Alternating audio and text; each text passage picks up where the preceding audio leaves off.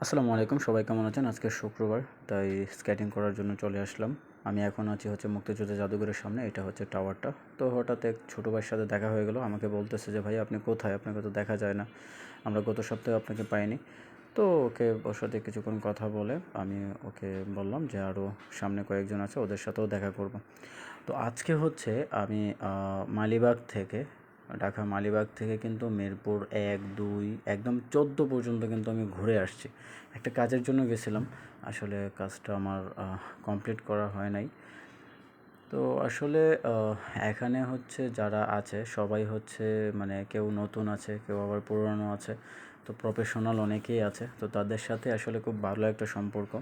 ছোট বড় সবাই স্কেটিং করে, খুব ভালো লাগে এবং অনেকে ঘুরতে আসে কিন্তু কেউ মাইন্ড করে না।